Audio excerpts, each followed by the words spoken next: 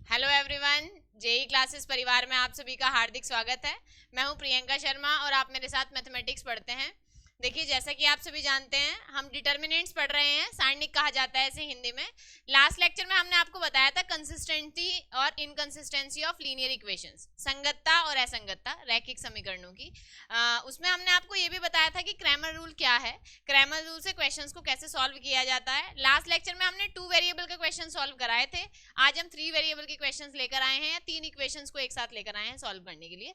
ठीक है, important questions हैं ये, बार बार हम यही कह रहे हैं। लास्ट लेक्चर में भी बताया था कि क्रैमर रूल काफी इंपॉर्टेंट है, अभी भी यही कह रहे हैं कि क्रैमर रूल काफी इंपॉर्टेंट है। ठीक है, चलिए फिर शुरू करते हैं क्लास को। फर्स्ट क्वेश्चन हमारा आज का, आप बोर्ड पर देख ही पा रहे हैं, क्वेश्चन लिखा हुआ है क्रैमर के नियम से सॉल्व कीजिए। पहले हमें क्या करना होता है, सबसे पहले हम डी की वैल्यू निकालते हैं। अब डी क्या है? डी डिटर्मिनेंट है। किस किस से बना हुआ डिटर्मिनेंट है? एक्स वाई जेड के कोफिशिएंट से जो डिटर्मिनेंट बनता है उसको हम डी कहते हैं। ठीक है, तो क्या हो जाएगा, एक्स के कोफिशिएंट लेंगे पहले। एक्स के कोफिशिएंट तीनों में क्या हो जाएंगे? 1 1 1। इसके बाद वाई के कोफिशिएंट ले लेते हैं 1 2 1। इसके बाद जेड के कोफिशिएंट ले लेते हैं 1 1 2। सॉल्व करेंगे इसे। पहले हमने 1 लिखा, इसको छोड़ दिया, इसको छोड़ दिया, इसके साथ मल्टीप्लाई 4 माइनस इसके साथ मल्टीप्लाई 1 माइनस 1। आप इसको छोड़ देंगे, इसको छोड़ देंगे, इसके साथ मल्टीप्लाई 2, इसके साथ मल्टीप्लाई 1 प्लस 1। इसको छोड़ देंगे, इसको छोड़ देंगे, इसके साथ मल्टीप्लाई 1, इसके साथ मल्टीप्लाई 2। ये 3 हो गया, ये 1 हुआ, माइनस 1। ठीक है, 1 इंटू माइनस वन हो जाता है, तो ये वैल्यू आ गई 3 minus one. It means 3 minus 2, minus minus plus, तो माइनस 2, 3 माइनस 2 1। ये वैल्यू जीरो नहीं है, इसका मतलब यह है कि इसका सॉल्यूशन पॉसिबल होगा। वैसे भी यदि क्रैमर रूल से सॉल्व करने के लिए कहा गया है तो डेफिनेटली सॉल्यूशन पॉसिबल होगा। ठीक है, तो डी की वैल्यू हमारी आ गई 1, इधर लिख लेते हैं। ठीक है, डी इज इक्वल टू 1। अब हमें क्या निकालना है? हमें dx, dy, dz तीनों की वैल्यूज निकालनी है।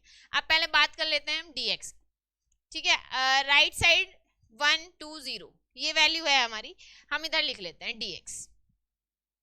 dx इज इक्वल टू, क्या करना होता है हमें dx के लिए? ये जो x वाला कोफिशिएंट या x वाली जो कॉलम है, x के कोफिशिएंट से जो कॉलम बनती है उस कॉलम को हमें रिप्लेस कर देना है इस कॉलम से। ठीक है, मींस इसके इस प्लेस पर हमें ये कॉलम लिखना है 1 2 0, देन ये एज इट इज बाकी दोनों कॉलम्स 1 2 1 1 1 2 1 2 1 1 1 2। सॉल्व करेंगे 1 इंटू, इसको छोड़ दिया, इसको छोड़ दिया, 4 माइनस 1 माइनस 1, इसको छोड़ दिया, इसको छोड़ दिया, 4 माइनस 0 प्लस 1, इसको छोड़ दिया, इसको छोड़ दिया, 2 माइनस 0। तो ये क्या वैल्यू आ जाएगी? 3 माइनस 4 प्लस 2, 3 प्लस 2 5 हो जाता है, 5 माइनस 4 इट मीन्स 1। ठीक है, तो dx की वैल्यू भी हमारी 1 आ गई, लिख लेते हैं हम dx इज इक्वल टू 1। आगे बढ़ते हैं, अब हम बात करते हैं dy की। dy के लिए क्या करते हैं, ये जो हमारा y वाला कॉलम है, ठीक है, यहाँ dx के प्लेस पर इस बार dy लिखेंगे। क्या करना है dy के लिए? d में y वाले कॉलम को रिप्लेस कर देना है हमें इस कॉलम से। ठीक है, तो जो वैल्यूज हैं, पहले x वाला कॉलम एज इट इज लिख लेंगे 1 1 1, y वाला कॉलम ये है तो 1 2 0, इसको रिप्लेस किया है ना हमने, देन ये लास्ट वाला कॉलम 1 1 2। देखो क्या हो जाएगी वैल्यू 1, ये dy हो जाता है। ठीक है, इसको छोड़ दिया, इसको छोड़ दिया, इसके साथ मल्टीप्लाई 4, इसके साथ मल्टीप्लाई 0 माइनस 1। आप रो वाइज चल लीजिए चाहे कॉलम वाइज एक्सपेंशन कर लीजिए, आंसर सेम ही आएगा। इसको छोड़ दिया, इसको छोड़ दिया, इसके साथ मल्टीप्लाई 2 माइनस इसके साथ मल्टीप्लाई, ये कैंसिल हुआ है, इसके साथ 1 प्लस 1, इसे छोड़ दिया, इसे छोड़ दिया, इसके साथ 0, इसके साथ 2। तो ये हो जाएगा आपका 4 1 माइनस 2, ये हो जाएगा 4 minus 1 minus 2, 4 minus 3, minus minus plus हो जाता है 1। इट मीन्स डी वाई की वैल्यू हमारी आ गई 1। तो यहाँ लिख देते हैं हम d y is equal to 1। अब हम बात करते हैं डी जेड की, ठीक है, डी जेड की बात करेंगे। तो डी जेड के लिए क्या करते हैं, जेड वाले कॉलम को रिप्लेस कर देते हैं इस बार डी वाले कॉलम से। तो हम यहाँ लिखेंगे डी जेड, ठीक है, डी वाई ना लिख के इस बार डी जेड लिखेंगे। देखते हैं डी जेड की वैल्यू हमारी क्या आ जाती है। तो ये हो जाएगा ये दोनों कॉलम एज इट इज लिख देनी है, 1 1 1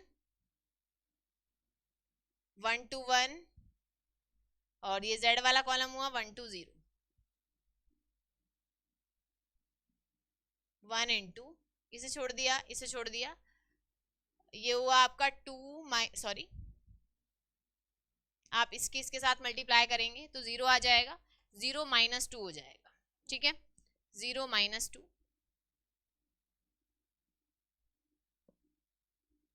-1, इसको छोड़ दिया, इसको छोड़ दिया, 0 - 2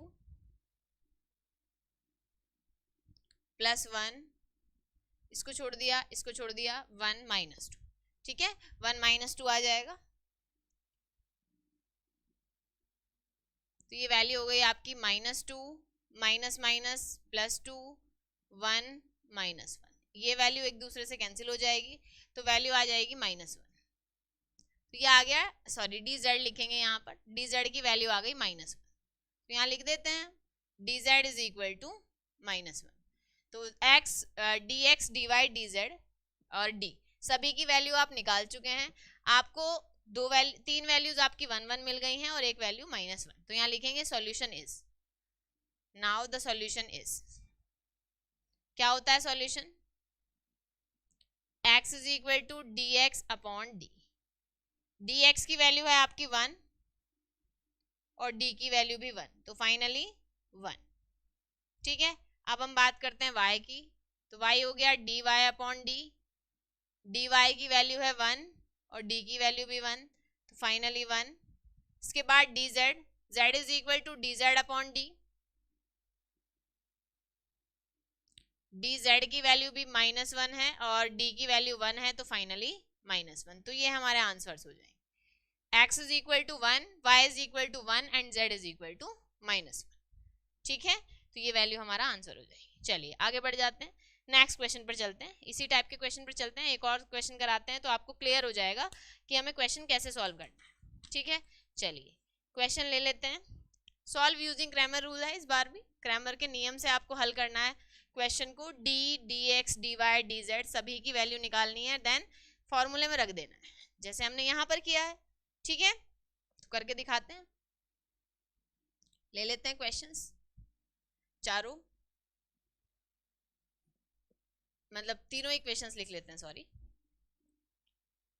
पहली इक्वेशन है 2x - y + 3z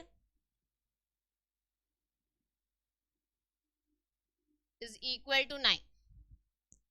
नेक्स्ट देखिए x + y + z is equal to 6, और इससे अगली इक्वेशन है हमारी x - y + z is equal to 2, x - y + z is equal to 2। ये तीन इक्वेशंस हैं, हमें यहाँ से x, y और z की वैल्यू निकालनी है। देखो क्या करेंगे, पहले आपको वही d की वैल्यू निकालनी है, फिर dx, फिर dy और dz। तो पहले d ले लेते हैं, क्या करना है, पहले x के कोफिशिएंट्स लिख देने हैं। x के कोफिशिएंट्स क्या है, 2 1 1, y के कोफिशिएंट लिखेंगे -1 1 -1, z के कोफिशिएंट लिखेंगे 3 1 1, 2 into, इसे छोड़ देंगे, इसे छोड़ देंगे, इसके साथ मल्टीप्लाई 1, इसके साथ मल्टीप्लाई, माइनस यहाँ है, माइनस यहाँ से आएगा, प्लस हो जाएगा, -1, इसको छोड़ देंगे, इसको छोड़ देंगे, इसके साथ मल्टीप्लाई करेंगे 1 आ जाएगा, इसके साथ मल्टीप्लाई करेंगे ये भी 1 आ जाएगा, +3, इसको छोड़ देंगे, इसको छोड़ देंगे, इसके साथ मल्टीप्लाई करेंगे -1, इसके साथ मल्टीप्लाई करेंगे 1, तो -1 -1, ठीक है।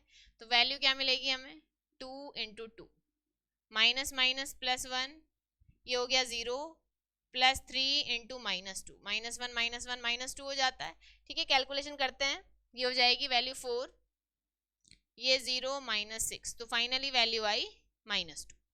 ठीक है, तो d की वैल्यू -2 आ गई, लिख लेते हैं हम साइड में, d इज इक्वल टू -2, हमें यूज करना है इसका। अब हम बात कर लेते हैं dx और dx dy dz इन तीनों की।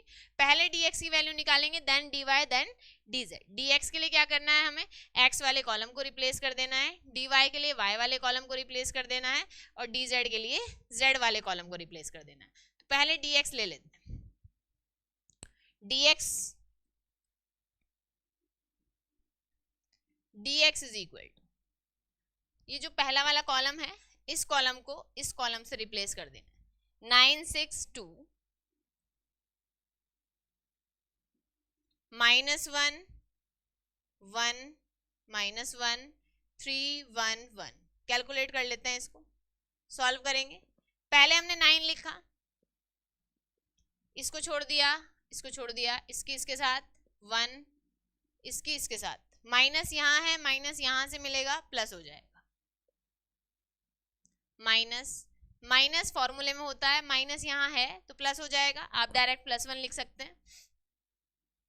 इसको छोड़ देंगे, इसको छोड़ देंगे, इसकी इसके साथ मल्टीप्लाई 6, इसकी इसके साथ मल्टीप्लाई 2, प्लस थर्ड वाला एलिमेंट ऐसे चलते हैं ना, प्लस माइनस प्लस, थर्ड वाला एलिमेंट है हमारा 3, तो लिख लिया हमने 3, इसको छोड़ दिया, इसको छोड़ दिया, इसकी इसके साथ मल्टीप्लाई -6, माइनस इसकी इसके साथ मल्टीप्लाई 2, तो ये हुआ हमारा 9 इंटू 2 प्लस 6 - 2 4 हो जाता है, 3 इंटू -8। ठीक है, माइनस माइनस प्लस, 18 प्लस 4 -24, ये 22 हुआ, -24, तो फाइनली 2 विद माइनस साइन। 22 से 24 को माइनस करोगे तो माइनस का 2 मिलेगा, तो ये वैल्यू आ गई हमारी dx की। तो लिख लेते हैं इसको भी, dx इज इक्वल टू हुआ -2। ठीक है, अब हम बात करेंगे dy की, उसके बाद dz की। तो dy के लिए क्या करेंगे, dy के लिए हमें y वाले जो एलिमेंट है, y वाला जो कॉलम है, उस कॉलम को इस कॉलम से रिप्लेस कर देना है। तो लिखते हैं अब dy लिख लेंगे, इस बार हमें y वाला कॉलम रिप्लेस करना है, करते हैं, करके दिखाते हैं y वाला कॉलम रिप्लेस, क्या आएगी dy की वैल्यू। देखो, पहले dy is equal to x वाला column as it is, y वाले कॉलम को इसे रिप्लेस कर देना है, 962, z ये एज इट इज 2, इसको छोड़ दिया, इसको छोड़ दिया, इसके इसके साथ मल्टीप्लाई 6, इसकी इसके साथ मल्टीप्लाई करेंगे 2 आ जाए, -9, इसको छोड़ दिया, इसको छोड़ दिया, इसकी इसके साथ मल्टीप्लाई 1, इसकी इसके साथ मल्टीप्लाई 1, प्लस 3, इसको छोड़ देंगे, इसको छोड़ देंगे, इसकी इसके साथ मल्टीप्लाई 2, माइनस इसकी इसके साथ multiply 6, 2 into 4, 9 into 0, 3 into -4, 8 -0 -12, finally -4। ठीक है, dy की वैल्यू -4 हो जाएगी, तो लिख लेते हैं dy इज इक्वल टू -4। अब हम चलते हैं dz पर, dz में क्या हो जाएगा, इस बार z वाला जो हमारा कॉलम है वो रिप्लेस हो जाएगा इस कॉलम से। ठीक है, तो यहाँ लिखते हैं dz एंड dz। ठीक है, तो क्लियर हो गया dy कैसे निकालना है। dz स्टार्टिंग के जो 2 कॉलम है वो एज इट इज आ जाएंगे, उनमें चेंजेस हमें नहीं करने हैं। तो देखिए ये वैल्यू आएगी हमारी dz इज इक्वल टू, ये 2 कॉलम हमें एज इट इज लिख देने हैं, 2 1 1 2 1 1 -1 1 -1 -1 1 -1 और 9 6 2 कर देते हैं कैलकुलेट। पहले 2 लिया, इसको छोड़ दिया, इसको छोड़ दिया, इसकी इसके साथ मल्टीप्लाई 2, माइनस इसके साथ, माइनस ऑलरेडी है, माइनस यहाँ से हमें मिलेगा तो प्लस हो जाएगा, माइनस माइनस 1, इसको छोड़ दिया, इसको छोड़ दिया, इसके साथ मल्टीप्लाई 2, इसके साथ मल्टीप्लाई 6 प्लस 9, इसको छोड़ दिया, इसको छोड़ दिया, इसके साथ मल्टीप्लाई माइनस 1, इसके साथ मल्टीप्लाई माइनस 1, ठीक है। तो ये हुआ आपका 2 8 प्लस 1 माइनस 4 9 माइनस 2, तो वैल्यू हो गई 16 माइनस 4 माइनस 18, ये दोनों माइनस के हैं तो दोनों प्लस हो जाएंगे, तो वैल्यू क्या आएगी 16 माइनस 22, 16 से 22 को आप माइनस करेंगे तो माइनस 6 आ जाएगा, ठीक है, माइनस 6 आ जाएगा। इट मीन्स डी जेड की वैल्यू हो गई माइनस 6, तो आप लिख लेंगे d z is equal to minus 6। तो आपके पास एक्स वाई जेड मतलब means d x d y d z सभी की वैल्यू आ गई है, तो लिख देते हैं वैल्यू, ठीक है, रखेंगे हम वैल्यू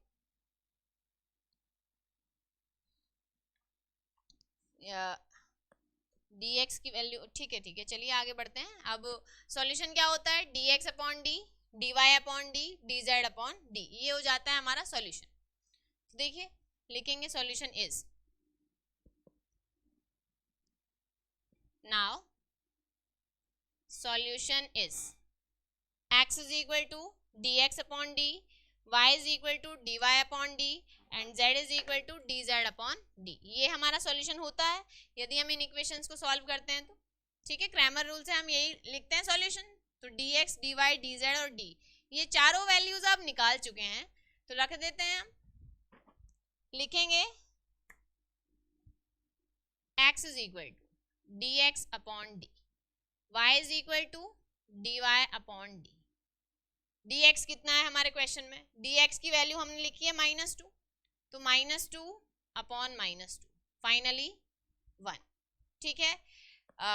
dy की वैल्यू कितनी है -4, ठीक है, d की वैल्यू कितनी है -2, कितना हो जाएगा 2। आगे बढ़ते हैं, z is equal to dz upon d, dz की वैल्यू -6 और d की वैल्यू -2 मीन्स 3, ठीक है। तो dx dy dz हमने डिवाइड कर दिया है सबको, तो x y z की वैल्यू आ गई, therefore solution is x is equal to 1, y is equal to 2 and z is equal to 3, ये हमारा आंसर है, ठीक है। x y z की वैल्यूज आ गई हैं, यही हमें निकालना था, मतलब सॉल्यूशन का मतलब यही होता है जितने भी अननोन वेरिएबल हैं उनकी वैल्यू निकालना, ठीक है। चलिए आगे बढ़ जाते हैं। अब क्वेश्चन में हमें ये प्रूफ करने के लिए कहा गया है कि प्रूफ कीजिए जो गिवन सिस्टम ऑफ इक्वेशंस है वो इनकंसिस्टेंट है। अब इनकंसिस्टेंट कब होता है इक्वेशन, जबकि d की वैल्यू तो 0 आ जाए लेकिन dx dy dz में से कोई भी एक वैल्यू 0 ना हो। हमने आपको 3 कंडीशंस बताई थी, तो उन 3 कंडीशंस में एक कंडीशन ये भी है कि जो हमारा सिस्टम है, सिस्टम ऑफ इक्वेशन इनकंसिस्टेंट।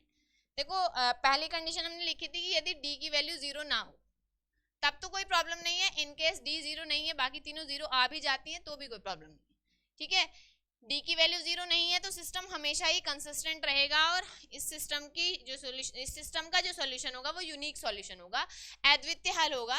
अद्वितीय हल का मतलब होता है कि ऐसा हल जो दूसरा ना हो, केवल और केवल एक हल, सिर्फ और सिर्फ एक हल होगा, ठीक है। सेकंड कंडीशन हमने बताई थी आपकी, इनकेस d 0 हो जाए लेकिन dx dy dz में से कोई भी एक 0 ना हो, ठीक है, या तो सारे ही 0 ना हो या फिर कोई भी एक 0 ना हो। तो कंडीशन में क्या था, उस कंडीशन में हमने बताया था कि given system of equation is inconsistent, असंगत है उस कंडीशन में हमारा सिस्टम। थर्ड कंडीशन हमने आपको बताई थी कि सारे के सारे ही 0 हो जाएं, d dx dy dz, यदि चारों ही 0 हो जाते हैं तो हम क्या कहेंगे कि given system of equations is may be consistent और इनकंसिस्टेंट। यदि कंसिस्टेंट है तो इनफाइनाइट सॉल्यूशंस होंगे, यदि इनकंसिस्टेंट है तो सॉल्यूशन नहीं होगा, ठीक है। चलिए क्वेश्चन ले लेते हैं, क्वेश्चन क्या दिया गया है, क्वेश्चन है शो दैट या prove that the given system of equations, the given system of equations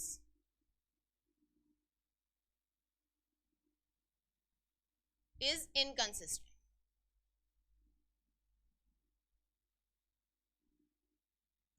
सिद्ध कीजिए दिया गया समीकरण निकाय असंगत है। सिद्ध कीजिए कि दिया गया समीकरण निकाय असंगत है।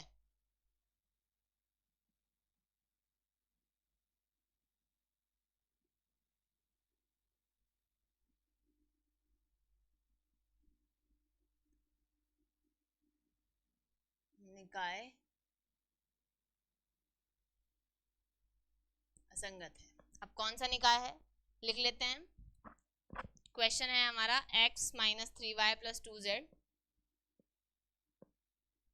Is equal to 4, x 2x plus y minus 3z is equal to -2। Next है आपका 4x minus 5y plus z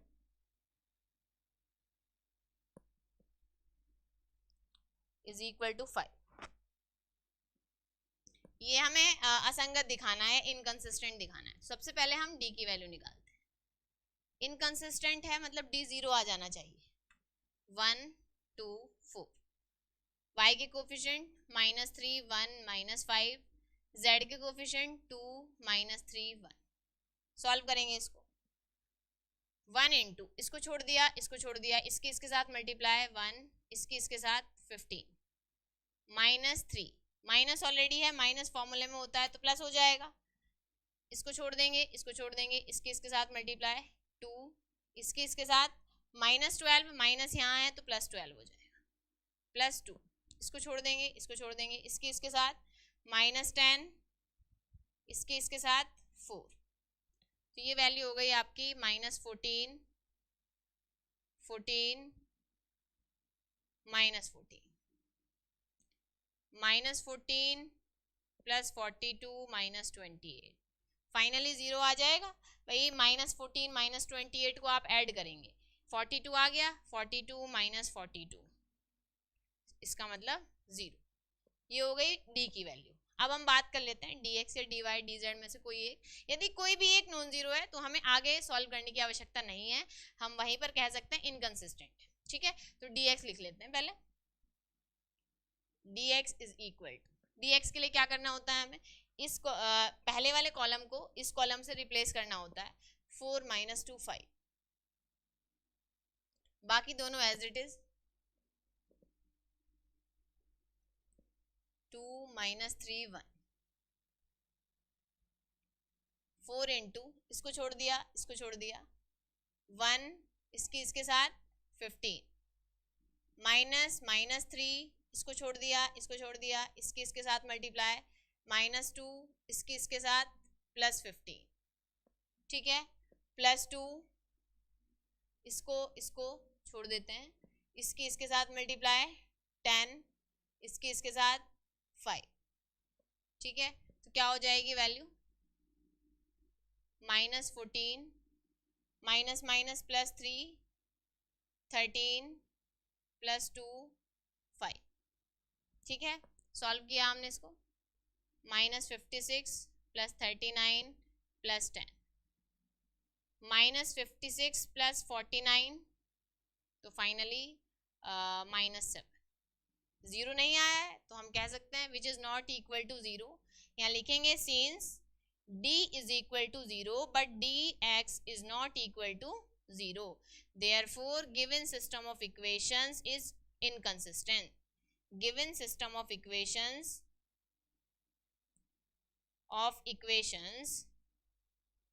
is inconsistent.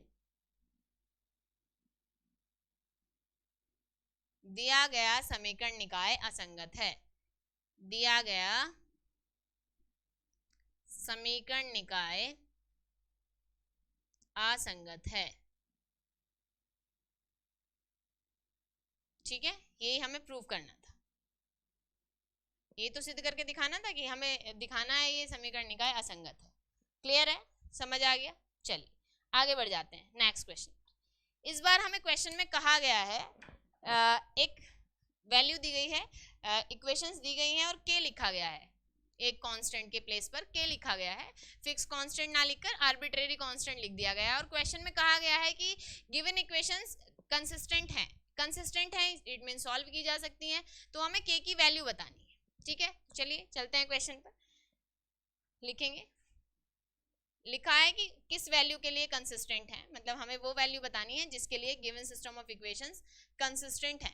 यदि इक्वेशंस कंसिस्टेंट है तो पहली कंडीशन तो ये है कि d की वैल्यू 0 ना हो। ठीक है, या तो d 0 ना हो या फिर सभी 0 हो, dx dy dz सभी 0 हो। फर्स्ट और थर्ड पॉइंट हमने आपको बताया था ना कि सेकंड पॉइंट मतलब जिसमें तीन कंडीशंस थी, सेकंड पॉइंट जो हमने यहाँ पर प्रूफ करके दिखाया इनकंसिस्टेंट है, तो सेकंड पॉइंट ये था कि यदि d की वैल्यू 0 नहीं है, कोई भी एक नॉन जीरो है, तो भी हम कह सकते हैं इनकंसिस्टेंट है। बट कंसिस्टेंसी की दो कंडीशंस थी, पहली जबकि d की वैल्यू 0 ना हो और दूसरी जबकि सभी 0। उसी कंडीशन में वहां पर भी कंसिस्टेंट हो भी सकता है, नहीं भी हो सकता है। ठीक है, लेकिन उसके लिए सभी को 0 होना मतलब मैंडेटरी है। dx dy dz and d सभी को 0 होना जरूरी है। ठीक है, तो करते हैं अभी सॉल्व, दिखाते हैं कैसे प्रूफ करके दिखाएंगे, कैसे हम k की वैल्यू निकालेंगे। क्वेश्चन है हमारा, for what value of k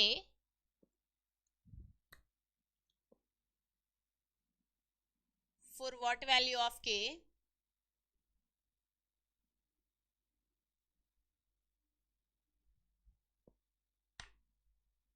given system of equations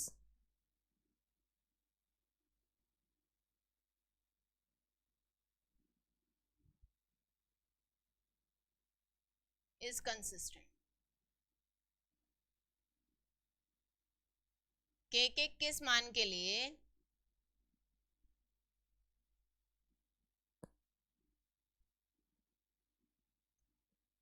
दिया गया समीकरण निकाय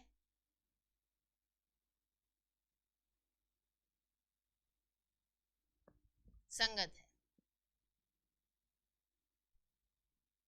ठीक है, अब समीकरण निकाय कौन सा है पहले वही लिख लेते हैं। 3x minus y plus k z is equal to 1, 2x plus y plus Z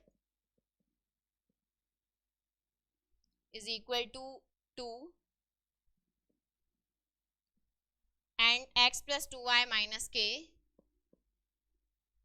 minus k z is equal to -1। ये वैल्यू दी गई है, पहले क्या करेंगे, d की वैल्यू निकालेंगे। तो हम लिख लेते हैं d is equal to 3 2 1, x का कोफिशिएंट, y के कोफिशिएंट क्या है -1 1 2 और z के कोफिशिएंट क्या है k1 माइनस k। ठीक है, ये तीन वैल्यूज हैं, मतलब तीन हमारी कॉलम्स बन गई हैं। इसको सॉल्व करेंगे, वैल्यू निकाल लेते हैं इसका। 3 इंटू इसे छोड़ दिया, इसे छोड़ दिया, इसके साथ मल्टीप्लाई, माइनस के -2 -1, इसको छोड़ दिया, इसको छोड़ दिया, इसके साथ मल्टीप्लाई, -2 के -1 प्लस के, इसे छोड़ दिया, इसे छोड़ दिया, इसके साथ मल्टीप्लाई, 4 -1, ये हो जाएगा -3 के -6 प्लस 1 हो जाएगा। आप इसके अंदर मल्टीप्लाई करेंगे तो -2 के -1 और +3 के, फाइनली देखिए क्या वैल्यू आती है। +3 के से -3 के कैंसिल हो जाएगा, -2 के -7 हो जाएगा, तो हमने इसको लिख दिया -2 के -7। ठीक है, तो पहली कंडीशन तो ये है कि d is not equal to 0, तो यहां लिखेंगे since given system of equations is consistent, दिया गया समीकरण निकाय संगत है।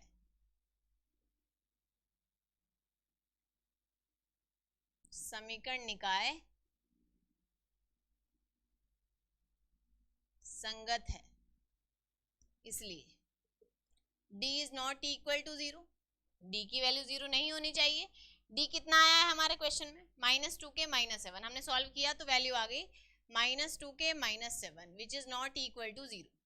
ठीक है, तो -2 के इज नॉट इक्वल टू 7 या k is not equal to -7/2। तो या तो ये कंडीशन हो जाएगी। दूसरी कंडीशन क्या है कि यदि 0 है डी तो बाकी सबको भी 0 होना अनिवार्य है, dx dy और dz को। तो हम क्या करते हैं और dx की वैल्यू निकाल लेते हैं पहले, ठीक है।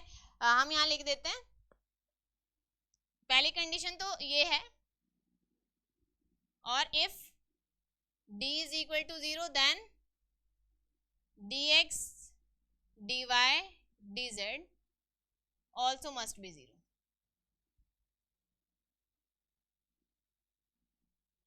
ठीक है, ये भी 0 होनी चाहिए। तो dx की वैल्यू निकालते हैं। dx क्या हो जाएगा, आपको इस कॉलम को इस कॉलम से रिप्लेस करना होगा, 1 2 -1, बाकी दोनों वैल्यूज एज इट इज, -1 1 2 और k 1 -k। इनकेस यही 0 नहीं आता है तो आपको dy और dz निकालने की आवश्यकता नहीं है। इसको सॉल्व किया हमने, पहले हमने लिखा 1 लिखेंगे तो इसको छोड़ देंगे, इसको छोड़ देंगे, इसके साथ मल्टीप्लाई, -k -2 माइनस ये वाला 1 माइनस ऑलरेडी है तो +1 हो जाएगा, इसको छोड़ दिया, इसको छोड़ दिया, इसके साथ मल्टीप्लाई, -2k, इसके साथ करेंगे +1 हो जाएगा, +k, आप k लेंगे, इसको छोड़ देंगे, इसको छोड़ देंगे, इसके साथ मल्टीप्लाई, माइनस इसके साथ प्लस का 1 हो जाएगा। It means -k -2 -2k +1 +5k। Finally क्या वैल्यू आएगी, देखिए माइनस माइनस प्लस हो जाता है, -3k, 5k से -3k आप घटाएंगे तो प्लस का 2k बचेगा, और -2 +1 -1, तो dx की वैल्यू आ गई 2k -1। ठीक है, अब यहाँ लिखेंगे if d is equal to 0, यदि d की वैल्यू 0 है तो k कितना हो जाएगा, k की वैल्यू निकल के आएगी वहां से, k आ जाएगा -7/2। If d is equal to 0 then k हो जाएगा -7/2। भाई करना तो हमें सॉल्यूशन ऐसे ही है, बस यहाँ जहाँ नॉट इक्वल लगाए वहाँ इक्वल लगा देंगे, k की वैल्यू इतनी आ जाएगी, तो हमने क्या किया, then dx is equal to, dx है 2k -1, आप k की वैल्यू रखेंगे यहाँ पर, तो ये हो जाएगा 2 -7/2 -1, ये इससे कैंसिल हो जाएगा, -7 -1 is equal to -8 which is not equal to 0। ठीक है, तो इस कंडीशन में गिवन इक्वेशन कंसिस्टेंट नहीं है, तो यहाँ लिखेंगे in this condition, in this case given equations are not consistent, या given system of equations is not consistent. जब हम सिस्टम लगा देते हैं तो उसे हम सिंगुलर कंसीडर करते हैं। ठीक है, अगर अलग अलग इक्वेशंस की बात कर रहे हैं तो 3 इक्वेशंस हैं, प्लूरल ही कंसीडर होंगी, आर नॉट कंसिस्टेंट या इनकंसिस्टेंट। ठीक है, तो therefore for k is equal to, k is not equal to -7/2, given equations are consistent।